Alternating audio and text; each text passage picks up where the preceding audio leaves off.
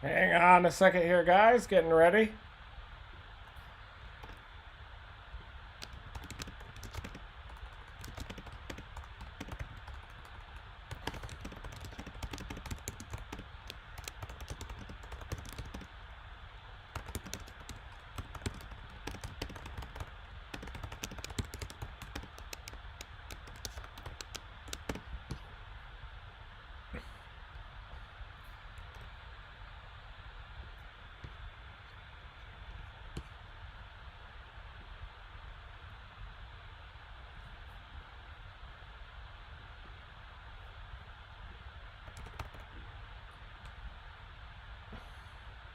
Good morning, everybody. Live update coming up now on the potential for a messy tornado outbreak this afternoon through the overnight tonight. Thank you, everybody, for watching me. I was going to be heading out at about 3:30 this morning, but Gizmo started to get a little bit of some dry heaving, and so I figured it might be a little bit better if I just focus on Tuesday. I think that Tuesday also has the threat of significant tornadoes, probably across southern Mississippi, southern Alabama, southeastern Louisiana is included. But we're going to talk about today first, as we do have the enhanced risk, a large enhanced risk by the Storm Prediction Center across the southeastern Great Plains. I do think that there's a threat of a messy tornado outbreak, but there definitely are a lot of weaknesses. The timing isn't perfect for this setup today, but I do think that it could be tomorrow. Tomorrow across southeastern Louisiana, central southern Mississippi into central southern Alabama looks most favorable. We're going to take a look at that tomorrow too. But the outbreak begins later on this afternoon, and I do think there's going to be multiple modes across that large enhanced risk area. You can see that the enhanced risk has been expanded off to the northeast to even include the Memphis area. And greater instability is located in the western and southwestern portion of the risk. I think that the most likely scenario is that some of these early bubblers are going to get going across the Texas piney woods and northeastern Texas. They're going to blob out in a warm advection regime. There is going to be an isolated tornado threat with those storms just because the low-level wind shear is sufficient, but I think that as they lift up into central northeastern Arkansas, eventually up toward Memphis, I think there is going to be a few tornado warnings, but I think that those storms are going to be a little bit elevated in that warm advection regime. A lot of meridional storm motions that'll happen. The positive vorticity advection hasn't really arrived with those prefrontal confluence lines over that location just yet. And you can already start to see the relatively complicated scenario that is going to start to play out in the latest HRRR. But I think this storm right here, coming up from near the Paris area up through Idabel into southeastern Oklahoma, developing at about 4 or 5 p.m., relatively close to sunset, a narrow window over the mountainous terrain of southeastern Oklahoma, maybe up toward the Fort Smith area. If these bubblers out ahead, these prefrontal renegades, aren't too dominant, if that complex of storms just dominates as it lifts up through central Arkansas, eventually up through the Memphis area, that's going to suppress this main event mode that is going to develop along the main prefrontal confluence line just ahead of that Pacific front. And that I do think is going to be the most likely scenario for a tornadic supercell across this zone. And I know that we don't want to be talking about this because November 4, we had these same destructive tornadoes that came through this area just north of Paris up through Idabel, a couple of different storms during that prolific tornado outbreak. It does seem like, at least in a short-term climate perspective, that this zone around the Arklatex and especially that northeastern Texas corridor into southeastern Oklahoma seems to be where a majority of these tornadoes end up happening. This is the early mode. These are going to be bubblers in a warm advection regime. Forecast models suggest that those are going to be relatively messy, likely will congeal, compete with each other, storms a little bit too close together, and the elevated mix layer, or that mid-level dry slot that clears out those clouds above the low-level jet, the heat and the moisture at the low levels. When that happens, that steepens lapse rates and creates that instability necessary. Just a little bit of lift is needed to really get these storms to take off.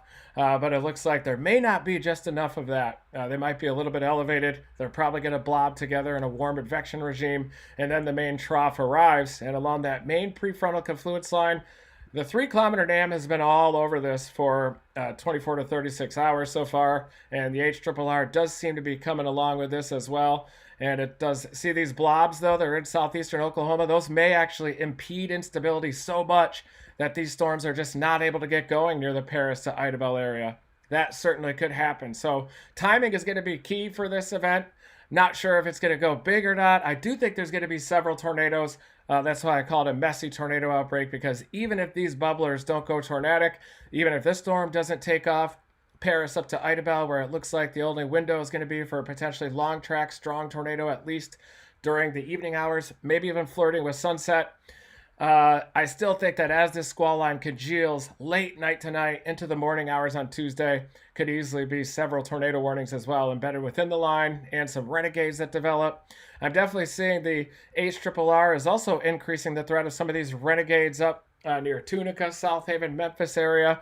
The wind shear is marginally favorable for tornadoes. So you get about 200 0 to 1 kilometer shear with those, even though the storm motions are quite meridional. If you can get one of these preceding renegade bubblers well ahead of these complexes of storms to get going, wouldn't be surprised if there is a little mesoscale accident out of this mode, or even that mode coming out of far northeastern Louisiana, moving into western and northwestern Mississippi.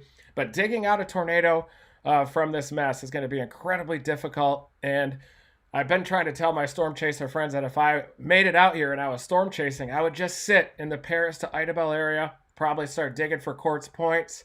A lot of legendary quartz that can be found over southeastern Oklahoma, of course, into central southern Arkansas. Really, this whole entire zone here geographically favors to find those quartz. So I'd probably work some of the national forests in there, look for some quartz, and just wait for those supercells to develop at about 4 or 5 p.m. with the main event. That's when the main energy arrives, the main positive vorticity advection, the elevated mix layer aloft. It's still ahead of the Pacific Front on this dominant prefrontal confluence line, but it's possible that some of these messy bubblers might be a little bit too close to that storm and might impede the instability just ahead of it. But I do think that with the elevated mix layer coming in from the southwest, I think that even with these storms, in the higher terrain, mountainous terrain over southeastern Oklahoma, I don't think that they're going to impede instability too much for when that storm develops down south of the Red River. There it is. That's when it goes. And the dry slot comes in from the southwest, enhancing that instability. There's just enough prefrontal confluence for the storm to get going as well. So it'll be interesting to see what transpires today. But that's what I would do from a experienced storm chaser perspective. Take it or leave it, but I would definitely head toward the southwestern edge of that risk, out toward the Paris, Texas area, maybe a little bit to the east, and just wait for that mode as it comes in from northeastern Texas or southeastern Oklahoma, eventually into west central Arkansas. You can see, though, that threat of strong tornadoes includes Little Rock, it includes northeastern Texas down to Longview, Tyler, includes Shreveport, of course, additionally. And there's also an enhanced risk tomorrow. That's on Tuesday, and that includes a threat of a strong tornado as well. That is basically from southeastern Louisiana, central southern Mississippi, including the Jackson area into southern Alabama. I'm going to be leaving here shortly. I was going to leave at 3 in the morning and try to target this event.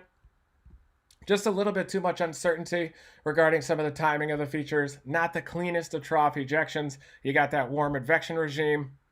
Cloud cover certainly could disrupt instability, and I'm not sure if that main event is going to get going, but it might be over the mountains of southeastern Oklahoma after dark. And I'm going to be targeting this event tomorrow on Tuesday. I think the elevated mix layer arrives. Even though your main cyclone goes up toward the Great Lakes, it's going to drag a low-level jet of about 40 knots through this area. Plenty of instability. Sometimes these events can be sleepers too, even though you're way on the tail end of the line. And it's possible you could get low-top supercells all the way up to the Ohio River, maybe even north of that during the day on Tuesday. But this is just one big event. I consider this definitely one event starting today, and that it's going to be going all the way through tomorrow. And I want to show you a quick sounding out of Dallas. Here it is, 68 over 64. You can see the capping inversion. Pretty deep moisture, though, in Dallas on this sounding. There's your moisture depth. And you even have a bit of an elevated mix layer just above the ground. Really, that's just residual dry air, and then the moisture advection came in below that capping inversion. You've got a bit of an elevated mix layer up here, though, even at DFW up at 500. That dry slot in the mid-levels, that's going to overspread eastern Oklahoma, overspread Arkansas, and contribute to pretty significant instability. The 3-kilometer NAM model goes nuts for eastern Oklahoma later today. And let me make sure I'm live. Sometimes looks like I'm live. Thank you, everybody, for joining me. Feel free to tap that, dominate that subscribe button, dominate the like button. And look at that hodograph. That's even quite favorable here in DFW. I'll slide this over to the left, and there's definitely a low-level jet that's going so far this morning. There is your observed hodograph. And you've got a low-level jet of about 35 knots out of the south-southwest. That's your low-level jet, about 1 kilometer above the ground. That's pumping moisture northward. Moisture is not a problem at all. Even after that record-breaking cold air mass, the Buffalo blizzard, we had a Tehuantepec that went all the way through the Gulf of Mexico, through the Bay of Tehuantepec. But with that high pressure, that anticyclone subtropical high from the southern Gulf, Caribbean, all the way across the southeastern U.S., that has maintained gentle southerly flow across the Gulf of Mexico and has maintained those dew points, a big reservoir of 70-plus dew points within the Gulf of Mexico. You can definitely see a coupled boundary layer, your surface wind south-southeast in Dallas. Here is your capping inversion, and all that moisture pumping northward below the capping inversion. That's a very stout cap, and that's likely going to preclude any development of storms near the Dallas area, even along the parent prefrontal, even along the parent Pacific front. Looks like it's going to be east of that, but you definitely do have that stout capping inversion, but elevated mix layer coming in, helping to try to steepen those lapse rates as the trough ejects. I always like to start the day with these soundings. We'll go down to your Corpus, 73 over 72, deep moisture, low 70s, and you've got about a 50-knot low-level jet, due southerly low-level jet there, about 1 kilometer up. Look at that low-level jet just ripping. Just below the capping inversion, or just probably right in the vicinity, just below the capping inversion is where that low-level jet is ripping, but above the ground, you're decoupling the boundary layer a bit, obviously below at your surface wind down there about 10 knots out of the due south. Plenty of speed shear with that low-level jet. Classic low-level jet hodograph there. Even a bit of a mid-level dry slot evident in Corpus, pretty far to the east. Boy, one of the most commonly used terms by the Storm Prediction Center is the word modest. You know, modest low-level jet, modest moisture, modest this, modest that. And then I try to use modest in our rocket paper, and the reviewers are like, what does that even mean? Modest low-level jet, what does that even mean? You know, it's funny kind of the irony that's out there. But yeah, modest is definitely a big word that's used. So this sounding is over the Mexican plateau. Look at that elevated mix layer, EML, mid-level dry slot. This is where they form. Westerly winds over the Mexican plateau. You get some descending motion over the higher terrain, drying out. And then it's this dry slot that overspreads the low-level moisture that leads to instability. And this is going to arrive on the warm sector for sure by tomorrow. It's a little bit late today, but those storms are probably going to initiate near Paris to Idabel, depending on how those blobs are going. Straight line hodograph as expected, just westerlies up and down the profile basically. But that is your EML, elevated mix layer that we talk about. Low-level wind shear, EMLs, all of those are incredibly important to a severe weather event.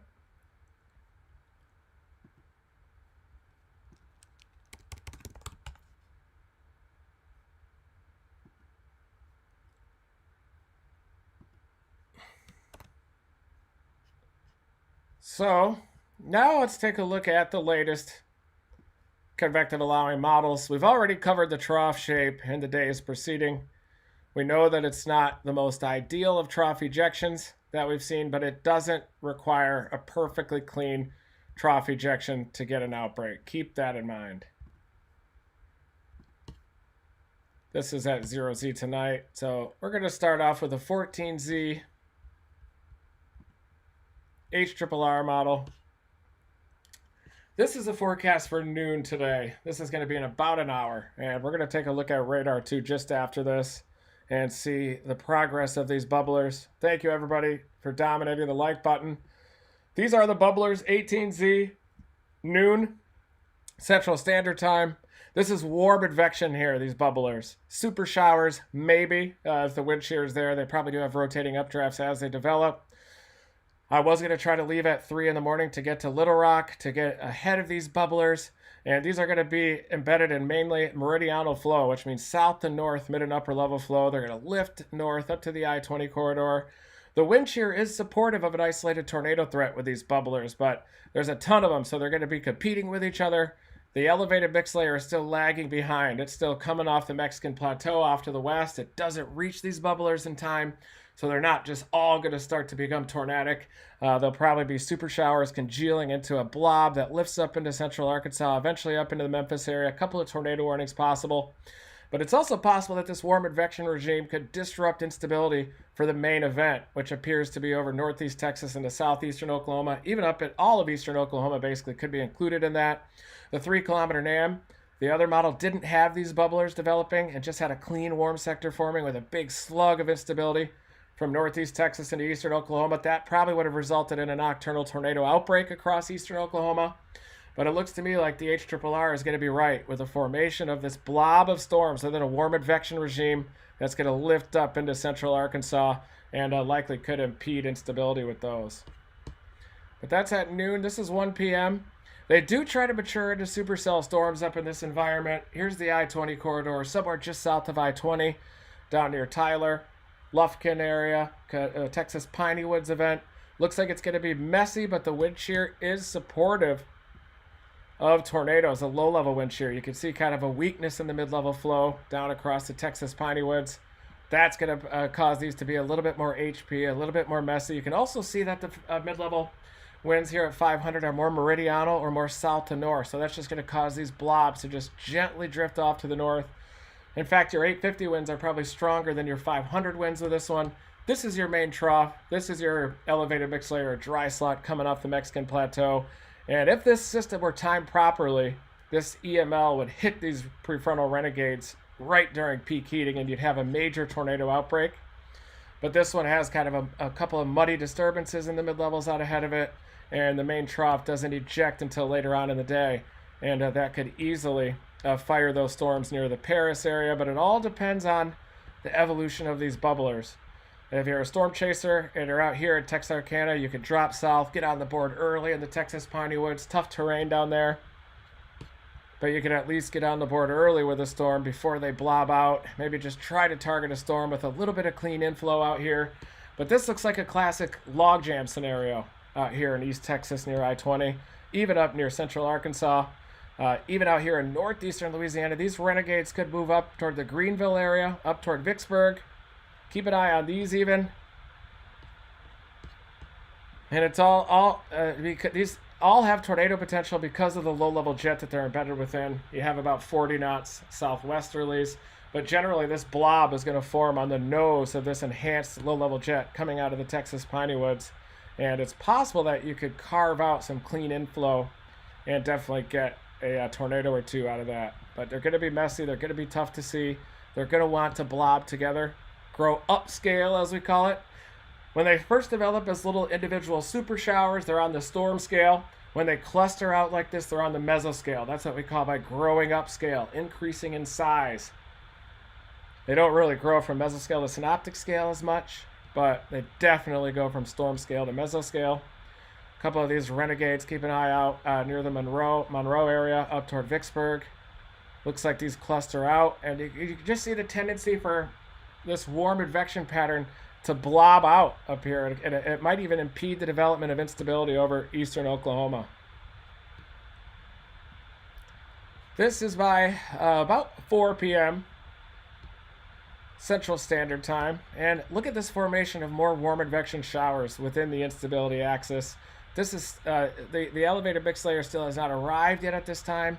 So these are going to be impeding storms over southeastern Oklahoma. This is the main event, the arrival of this positive vorticity advection just ahead of this trough. And to me, it looks like with those bubblers, it could potentially impede this event from happening, but if you carve out, you could start to see these developing out near the I-35 corridor. That's the energy starting to eject. You've also got this mode at about 5 to 6 p.m. that develops over northeastern Texas again. That looks like it has some clean inflow. Low-level jet starting to increase too. And maybe the elevated mix layer will arrive in time for this round of renegades in northeast Texas and eastern Oklahoma to happen. But this is the main event developing along the I-35 corridor. It's ahead of the Pacific Front, just ahead of it. That's the primary prefrontal confluence line. Notice how you have these southwesterly surface winds to the west of I-35, southerly, if not south-southeasterly. Very subtle convergence.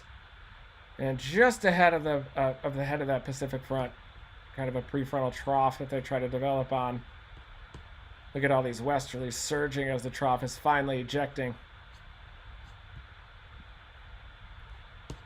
So this is the band. This is the main event, 7 o'clock.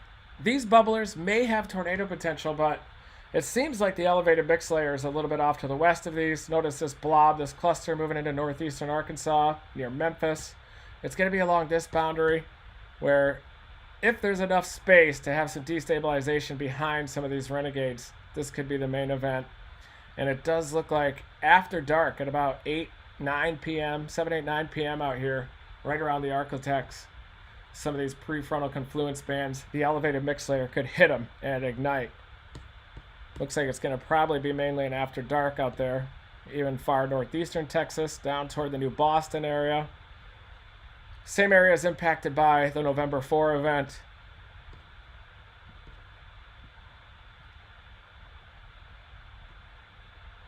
There it is.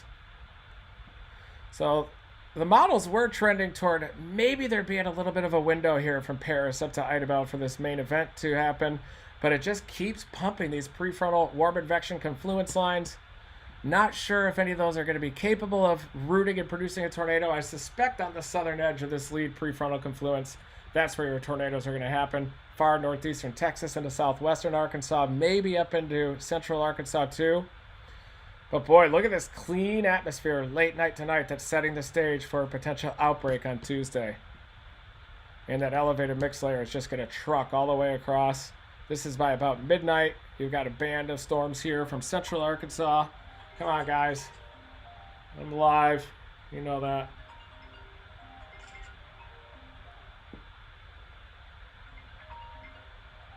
Whenever I go live, I think everybody tries to call me on purpose. So here you can see it, central Arkansas, prefrontal confluence all the way down towards Shreveport.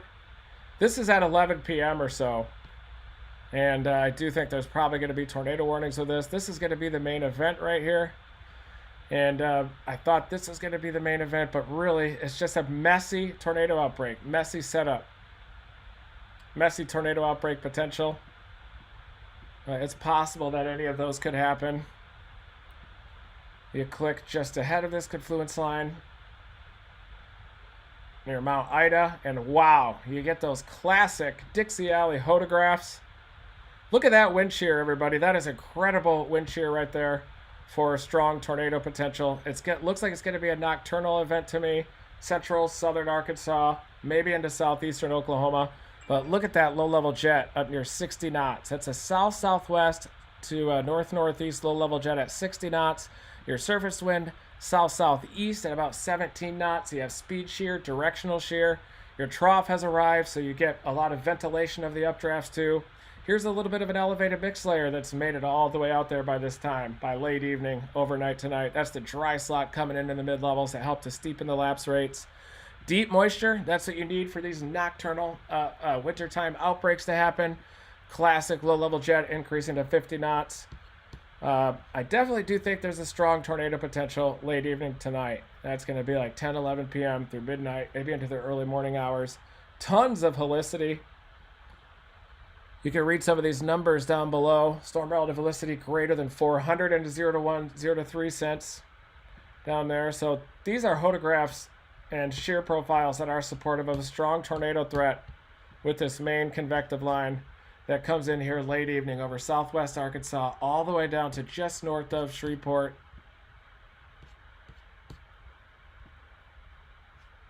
Watch this portion, southern Arkansas. That's going to be the most dangerous portion of this line from Little Rock, maybe down to Shreveport, but really does look like it's setting up to be more of a central to eastern Arkansas event late. And here's the trough ejecting. Notice how your 500 millibar winds assume a more westerly component. That's going to help to force that storm motion necessary to squeeze out all the wind shear available to this. So, boy, it looks like a dangerous night ahead, folks. And look at this low-level jet. Look at that. 60 to 70 knots across central and eastern Arkansas. Yeah, Alex, definitely chase into the night. That's what it's going to take. Captain Vanover, I was supposed to meet up with him, fly into Little Rock, and I was going to meet up and do this chase, but instead I'm going to take the Subaru Forester out there. Jordan, everybody's out storm chasing today. Good news. Have eyes on the ground. One thing amazing about storm chase mode is that it's very difficult for a tornado to go unreported, unseen. So here's the elevated mix layer coming in from the southwest. You're looking at energy helicity index. See these holes within the Cape? That's where you have storms that are forming. Probably tornado producers at this time. You're right at around midnight Central Time. Here's your Pacific front starting to move. The trough catches up with it. And I think these storms are just going to develop right over the Arklatex and just feed into this favorable environment as that convective line marches through central Arkansas and northern Louisiana. And boy, it looks pretty clean on the southern edge of that line, setting the stage for a potential tornado outbreak on Tuesday.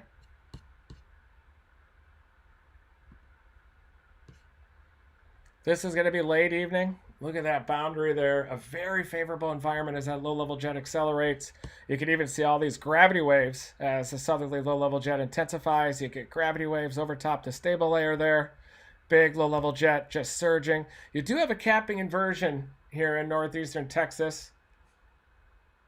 Well, you don't have very much of one, though, do you? It's all going to come down to prefrontal confluence. You cool a little bit, 68, 67, probably a cool bias. You still have about 1,800 Cape. Maybe not as much in terms of the back winds, but that's because this prefrontal confluence line is marching off to the east, and that's going to be your focus development for dangerous severe weather tonight. Anywhere east of this line. This is late evening at about 10, 11 p.m. West of this line, see how you have these gentle southwesterly winds? To the east of that prefrontal confluence line, you have southerlies, if not southeasterly winds, and that's where it looks like a majority of the tornadoes are going to happen tonight. Look at your 0 to 1 kilometer SRH, central southern Arkansas. You can even see the waves in there, like waves on top of an ocean. Southerly, low-level jets streaming into these storms. Not as much shear back across northeast Texas behind the prefrontal confluence. It looks like it's all concentrated east of that dominant confluence line. All these bright colors. That's very strong low-level wind shear, supportive of a strong tornado threat. Central southern Arkansas. Looks like it's north of I-20, near I-40. You could even get it all the way up into the Ozarks. Look at all that shear just ejecting, dominating. Here's your main Pacific front. Prefrontal confluence line, big shear to the east of that. An environment supportive of strong to potentially violent tornadoes.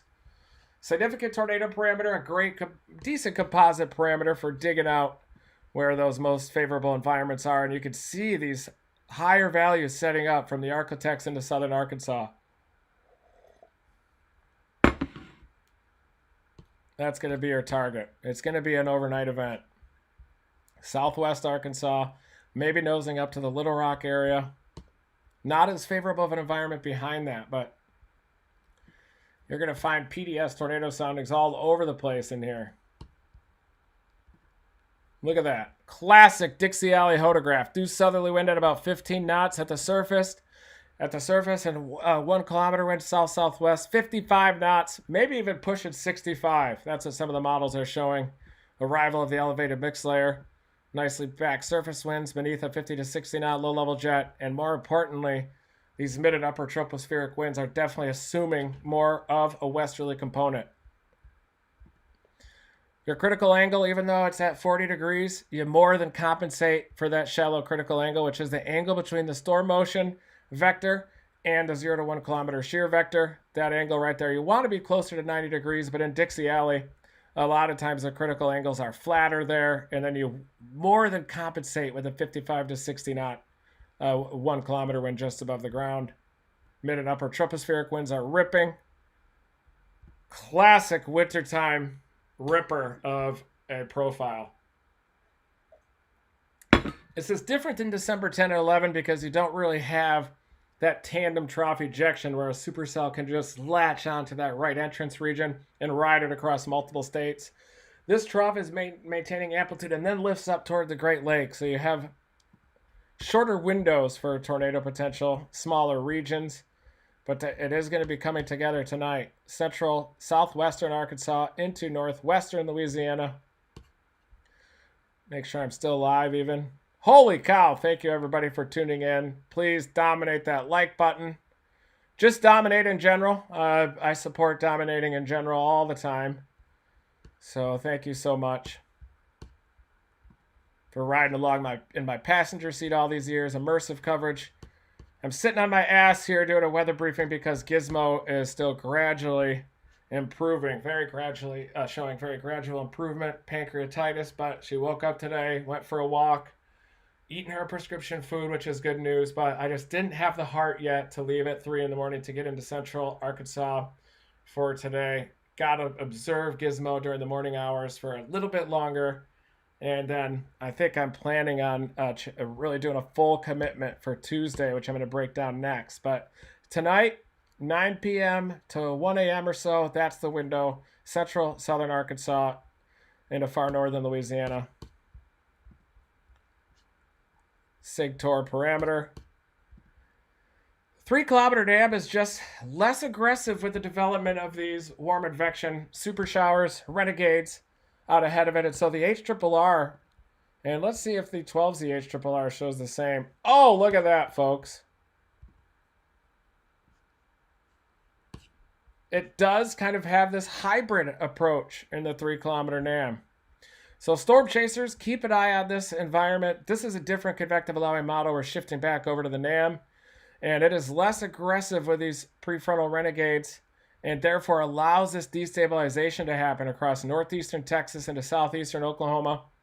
And obviously it was really aggressive with that scenario last night and just rocketed eastern Oklahoma with an environment supportive of strong tornadoes. As an experienced storm chaser, we know that the 3 kilometer NAM has a bias. A lot of times it'll suppress that prefrontal convection a little bit too much. Definitely has more of a cool bias out there and just less convection. It underdoes the convection across the warm sectors during the wintertime, even though you do have a couple of these holes in the Cape, suggesting that those prefrontal renegades are able to mature. So I don't really believe this scenario with the 3 kilometer NAM, but if this were happening, you'd want to target out here. Far northeastern Texas into the Idabel area, just sit on that Red River zone, same area hit by November 4, and wait for that main event, wait for the EML to arrive, which will probably happen pretty close to sunset on the nose of that instability. When you look at a sounding within those bright colors.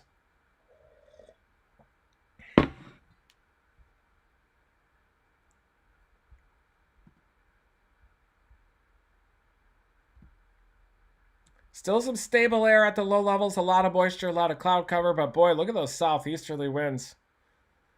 What a difference between these convective allowing models. And you have less of a classic Dixie Alley hodograph, more of kind of a classic southeastern tornado alley type of a hodograph with these more easterly winds in the lowest kilometer or so. Sure Gizmo's okay, just thought I heard a bark.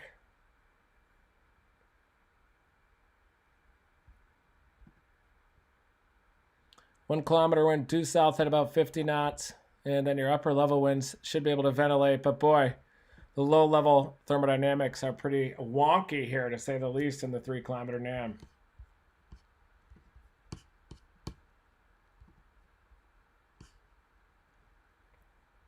Three kilometer NAM does want to try to project these pathways of a favorable environment for tornadoes out of northeastern Texas and into southeastern Oklahoma, but it sure does have these blobs, holes in the instability.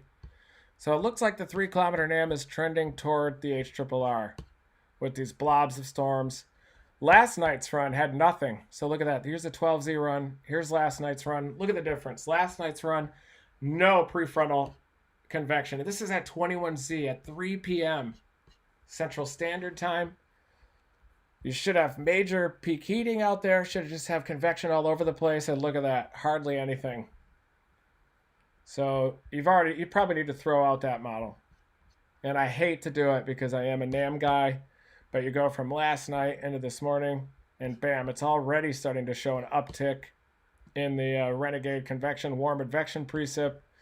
So that's why we definitely do have to go with the HRRR.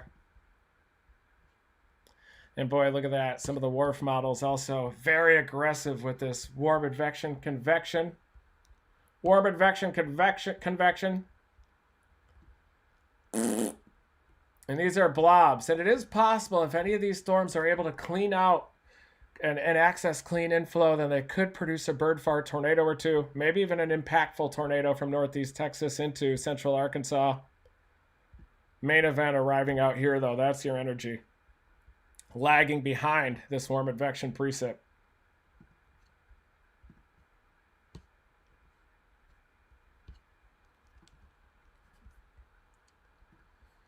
Let's go back over to the trusted wrap model. We've already looked at upper air soundings. We've looked at everything out here. Let's look and see where our Cape axis is. As we mentioned, Cape is not going to be an issue today. Huge warm sector. Even central and southern Mississippi. Look at this warm front lifting up through central Mississippi into southwestern Alabama. Everywhere out there. You can have bubblers forming all over this environment. And if you could... But the problem is the elevated mix layer is lagging this warm sector off to the west. If that mid-level dry slot moves over this, you're talking about a super outbreak. But because this trough is lifting up toward the Great Lakes region, even though it's holding on to its amplitude a little bit longer, I think that this is really setting the stage for that zone from the Architects into central and southern Arkansas late evening to have some tornado potential. Look at all those bubblers forming the wrap. That's midday right there. It's got bubblers forming in the Texas piney woods. Warm front lifts all the way up into southern Missouri. Bubblers from the Architects. They're all going to be competing with each other. This is by 1 to 2 p.m. East Texas into western Arkansas, bubblers. But look at that dry line Pacific front moving into western Oklahoma. Look at that instability axis near the I-35 corridor. Wouldn't be surprised if even some storms try to develop along the I-35 corridor, central Oklahoma down into Dallas. This is a messy setup, folks. Not timed properly.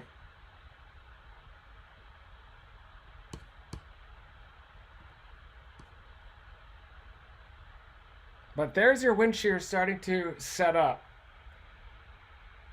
By like 5 p.m. tonight, your wind shear is finally starting to increase, and then your trough finally ejects, so it's going to be a late evening event. Maybe far eastern Oklahoma, northeastern Texas into Arkansas. It's definitely going to be a late night event.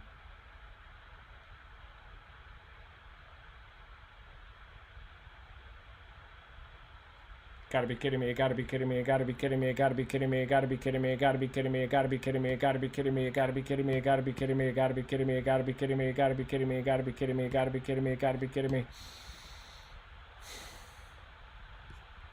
Gotta be kidding me, gotta be kidding me, gotta be kidding me, gotta be kidding me, gotta be kidding me, gotta be kidding me, gotta be kidding me, gotta be kidding me, gotta be kidding me, gotta be kidding me, gotta be kidding me, gotta be kidding me, gotta be kidding me, gotta be kidding me, gotta be kidding me, gotta be kidding me, gotta be kidding me, gotta be kidding me. So here is the upper levels. This is the 500 millibar mid-levels of the troposphere, level of non-divergence. You can see this high pressure from the Gulf and across the southeastern U.S. That high pressure that has really kind of been a telltale sign for wintertime severe weather. It's been there the last 3 years, and that creates gentle southerly flow, damming up all that moisture into the Gulf of Mexico. You get that 70-plus moisture. Here's your negatively tilted egg-shaped trough. And it tries to tighten up and form into a double-barreled 500 millibar trough, a belt of some stronger flow down here.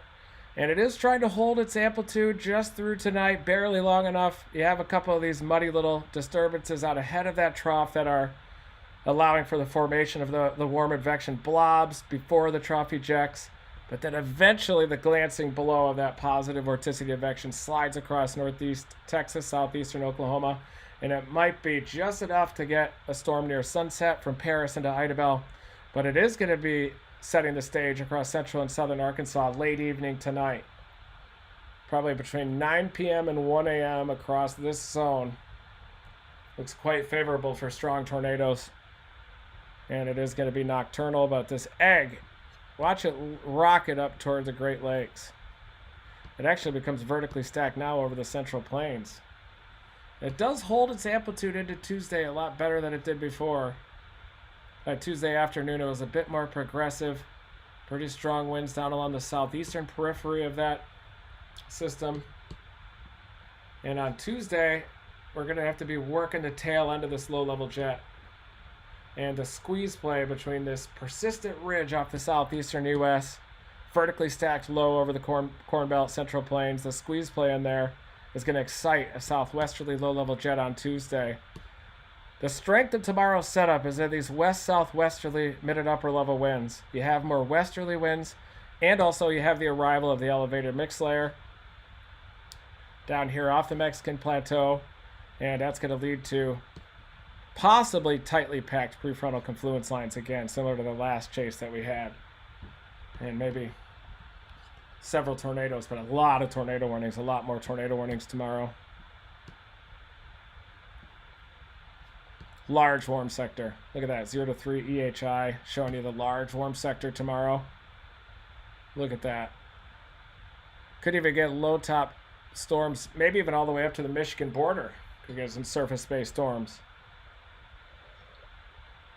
This is Tuesday. Huge warm sector. This looks like an outbreak of tornadoes as well. Louisiana, Mississippi, and western Alabama pushing east with time. Might even get a severe weather chance here in upstate South Carolina as that moves through.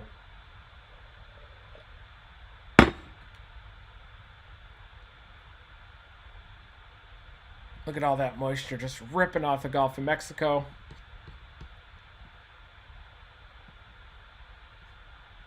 '70s dew points down there, big reservoir of moisture. Upper 60s dew points across that large warm sector. 60 dew points all the way up to the Michigan border, where we just had blizzard warnings previously. You've got to be kidding me with that. 60 dew points all the way up. Weird little subtropical low there over the Gulf Stream. But these purples, that's why we have had all these wintertime outbreaks the last 3 years. And it's counterintuitive because there's actually cool water in the tropical Pacific due to La Nina. And I believe that the suppression of the subtropical jet allows this high pressure to thrive down here, this belt of high pressure. And that helps to maintain this moisture across the Gulf of Mexico and also allow it to rapidly recover.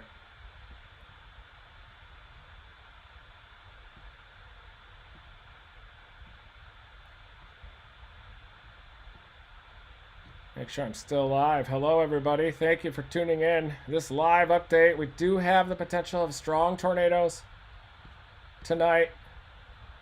Central, southern Arkansas, but also tomorrow across the Mid-South. And I think I'm going to have to just, it is going to be a complicated chase tomorrow as well. We definitely do have that weird dryness in the middle related to blobs of convection that may form. This is a new HRRR run. Boy, it looks like a meridian type of a setup around midday. Got to be out here early by midday to capture this mode. This is Tuesday around noon. These are going to be coming out of southeastern Louisiana into southeastern Mississippi.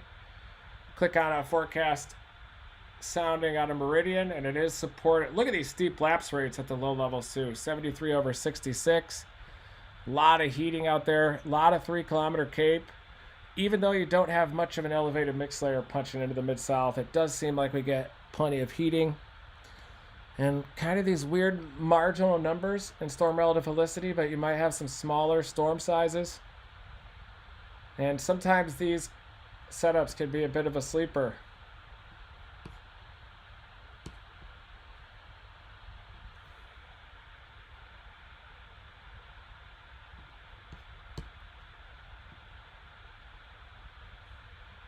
.40 low-level jet. It's sneaky. Even though your main system is lifting up toward the Great Lakes, you've got a 1-kilometer wind of 40 knots. South-southwest and north-northeast at 40 knots.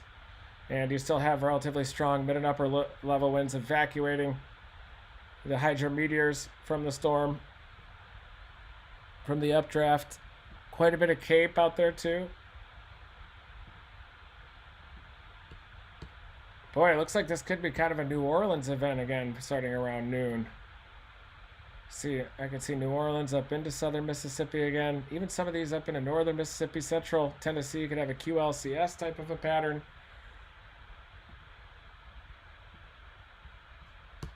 Still decently southwesterly, knots at about 40 knots.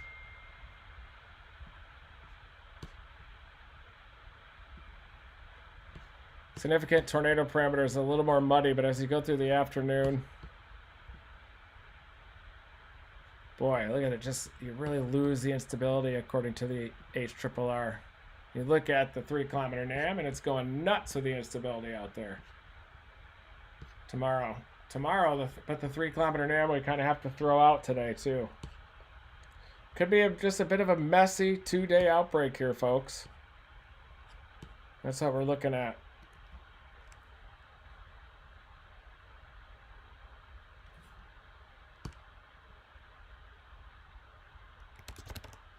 Let's look at satellite. Satellite to assess the presence of cloud cover. I saw a couple of the Storm Chaser as lives this morning, and it definitely looked like it was socked in with clouds. This is a great satellite viewer here. Wow, look at those bubblers, folks. This is the East Texas view. Let's loop this. This is all warm advection cloud cover, but it does look like there are some breaks in the cloud cover over here in East Texas. That's probably going to facilitate the development of some decent cape and the bubblers that are going to develop. And that's going to begin the process of the blob formation here from East Texas across northwestern Louisiana, central and southern Arkansas. But largely meridianal flow. You can see on satellite just mostly south to north oriented flow here. Soupy warm advection happening. East Texas into Louisiana. There's your satellite imagery, but in general, plenty of cape developing according to the RAP analysis. You can see all these breaks in the clouds, some shadows from some of those towers. You initially had some bubbler formation try to happen. I think in the next hour, you're going to see these bubblers start to develop as you're seeing those breaks in the clouds. You're starting to generate a little bit of surface space instability. Still, though, your elevated mix layer is way back here.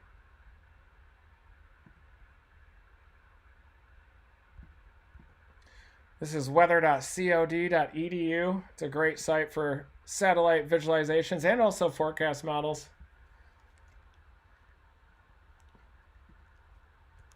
Also, everybody, remember, coming up here in 3 days, the biggest Flex Seal commercial ever, a new launch, is coming up on January 5th. I'm going to be sharing a link, a YouTube link, for you guys to watch it, the exclusive premiere of that. It's absolutely insane, and I'm not easily impressed, but I did see it, and it's incredible, and it's coming out on January 5th. I'm going to be doing a live stream ahead of it as well, and you guys are going to be blown away. That's all I could say. Just make sure that you keep an eye out for that link. But look at these southerly winds, especially cranking in off the Western Gulf, mid-70s, dew points up there. This is the windy.com app. We're hoping for some more visualizations here from the HRRR too. I just reached out to him again and hoping for some additional products here. These are dew point temperatures, 7 p.m. tonight. It shows that Pacific front marching off to the east. And boy, you can really see those wind fields here on the HRRR by 7 p.m. Looks like they're nicely backed northeastern Texas into southeastern Oklahoma across this region.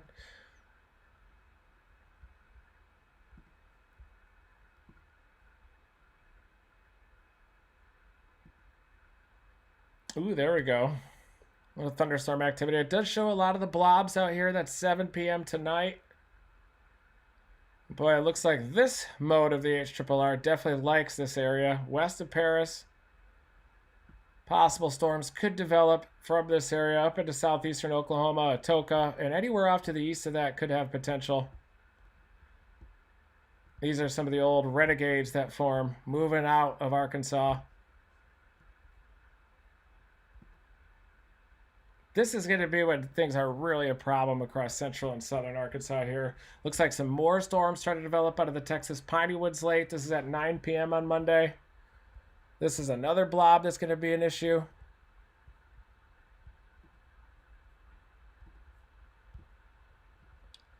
It's mainly this environment, Little Rock and south. This is the environment, central and southern Arkansas, 9 p.m. to 1 a.m.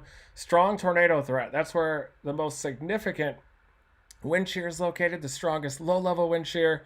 You've got the more backed winds. You're right at the nose of that strong low-level jet. Blob moves out.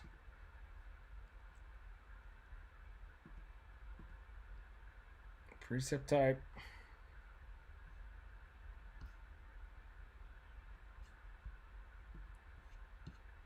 Okay, but it's going to be right on the nose of that convective available potential energy.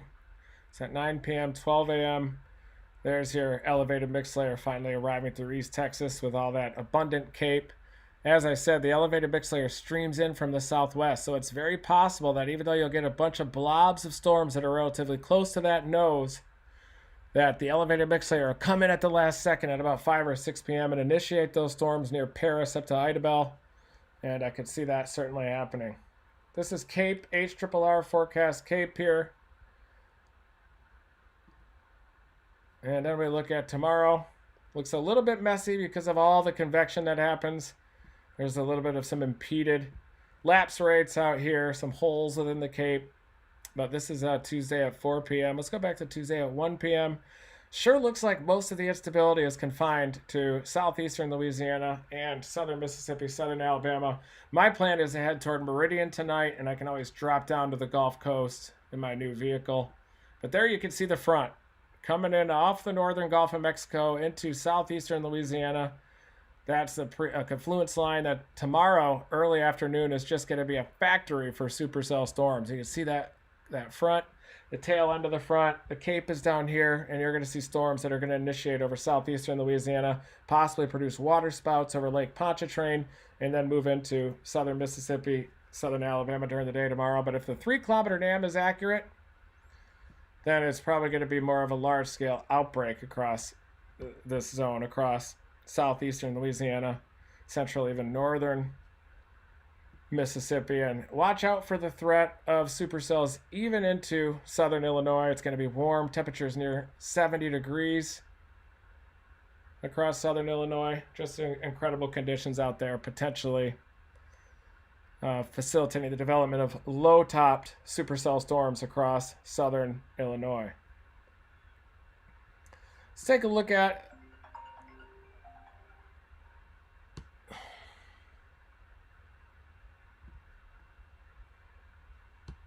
text is best, guys. I'll supposed to be on the phone all day.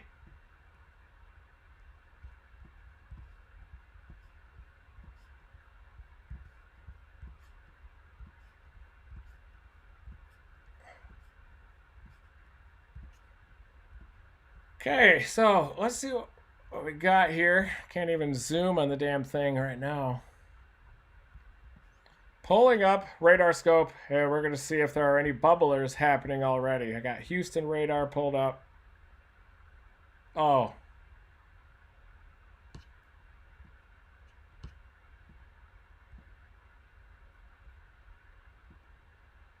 Let me show you these bubblers.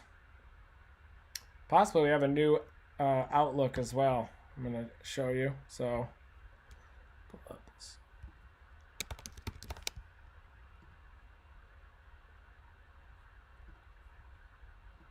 Thank you, everybody, for tuning in. Yeah, I've been in touch with Dan all morning. I'm sure Dan is out in the target area, too. He was slinging lives at like 4 in the morning. Couldn't sleep in his car, so Dan was just so excited to see that low-level jet ripping above his head. Here are some of the bubblers that are forming over southeastern Texas. This is Houston radar. Look at that. You've already got these bubblers starting to form. Good, it won't even let me zoom in. That's great.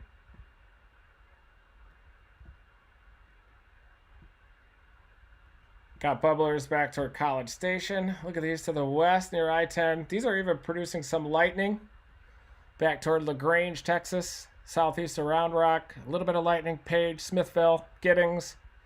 These are bubblers, but notice how close together they are, how tightly packed all these bubblers are. They're going to be competing with each other. There's just no elevated mix layer to kind of just create a little bit of a downward pressure on these storms. When you get that dry slot that comes in, you get a little bit of a capping inversion, and it takes a little bit longer for these storms to go. They'll form a lot more isolated, and they'll be able to tap in to that wind shear. Look at Dime Box, Texas out there. It's getting a little bit of heavy rain right now. There's College Station. But notice how tightly packed these prefrontal confluence lines are. There's no positive vorticity of action with this yet, so you get these tightly packed prefrontal confluence lines. If the trough were ejecting right now, they'd be a little bit widely separated. You'd maybe have one prefrontal trough, and I do think that there'd be more potential.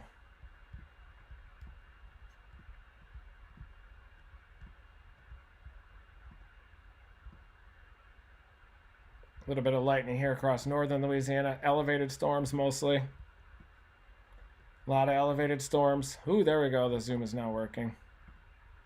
A little bit of lightning into central Arkansas too.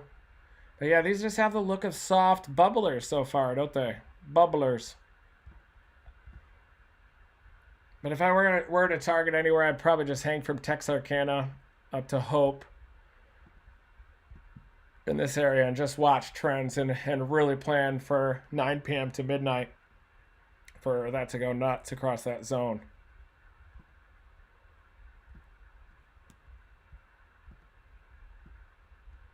Even some lightning up near the Red River. Look at that. Down near Wichita Falls.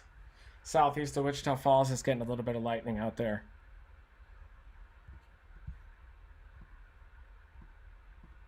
But to me, this looks like it's going to be a nighttime show. Unless somehow these bubblers are able to overperform down south. You're definitely starting to get their formation out here near College Station. Southwest of College Station. Down toward Schulenburg, LaGrange, Smithville, Giddens. These are starting to look a little better to the west of Houston. And this is going to gradually lift off to the north. Largely meridional steering flow too for these, but it's possible that that could develop into the prefrontal renegade cluster that the models were showing, and could even be very disruptive.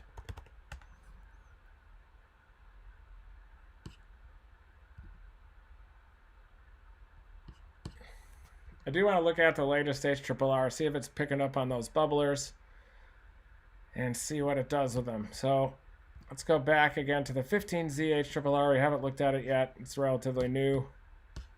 Temperatures are in the low to mid 70s already. So here is the HRRR. Look at radar really quick. Memorize that in your head. And here is the 15Z HRRR forecast for 17Z.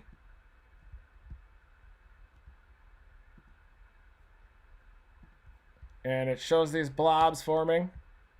This is about midday.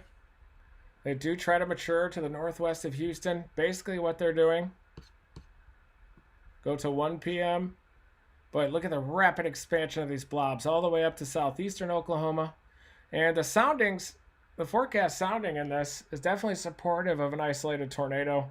They look a little weird though. Look at all that saturation all the way up. You can see a ton of cloud cover. The green line basically matching the red line out here during a huge depth shows that there's going to be a ton of cloud cover, but still a lot of CAPE. Still have about 2,000 CAPE. On the hodograph, they don't look like that classic Dixie Alley hodograph that we were just observing in the model. So you can see there's even a little bit of negative SRH right in this zone. See how that is concave. This is kind of a negative contribution to storm relative helicity. Definitely, I think it disrupts the ability for that to become a well-rooted supercell storm. But you do have a ton of low-level wind shear. Enough to generate a tornado threat at least. But boy, cloud cover lapse rates might prevent these from really rocketing. That's at 20Z by 2 p.m. Just blobs all over the place. Good luck out there, chasers. This is not easy. If you dig out a bird fart out of this, you earn my respect. More bubblers that form, and the elevated mixed layer tries to hit these storms that are forming northeast Texas up into southeastern Oklahoma. That's by 6 p.m. And this is likely going to be the mode that will probably have potentially a strong tornado or two. Still tries to produce that storm over southeastern Oklahoma at about 7 or 8 o'clock. And another one over Texarkana, looks like at about 9. And then this is going to slide over that warm sector, central and southern Arkansas, and have a strong to potentially violent tornado threat. But it also tries to blob out a little bit. But there's very strong wind shear in place through midnight. This will probably be the main event right about midnight, southern Arkansas. Maybe developing toward Shreveport. Strong tornado or two. Big hodograph. Look at that. Notice how your negative storm relative velocity is suppressed and you just have this huge pipe. Big storm relative inflow in a storm relative sense. Even with that fast moving storm motion at 50 knots, you're still pulling in big inflow. 60 knots southerly low level jet. South-southeasterly surface wind at 15.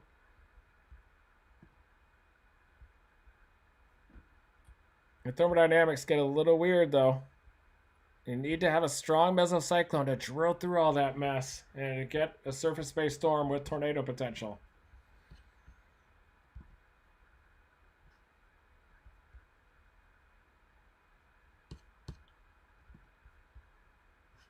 So, thank you everybody for tuning into this in-depth weather report.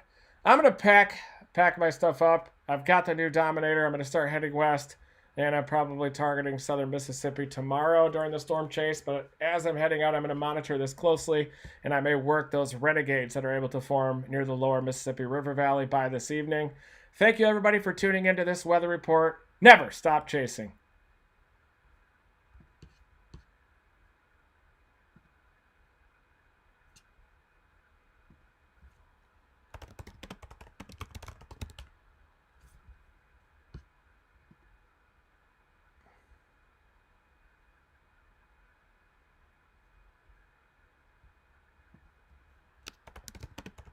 Thank you, Linda. Wow. Thank you so much. Thank you, Amber Lynn, for becoming a member. I'm going to start doing these live streams for members only eventually. So it's just hard to do these to everybody, and I can't really give the personal attention that I'd like, but I'll still do these to everybody quite a bit. Yeah, be sure to tune in to that. Yeah, thanks for hitting that like button. Thanks, Cray Cray. Appreciate you. Thank you, everybody. Thank you, Adam. Gizmo's eating her food. I just heard from my mom, her prescription food, which is very good news. So, thank you, everybody. We'll be out there storm chasing. Full-blown storm chase mode is ahead. Never stop chasing. Thank you for joining me.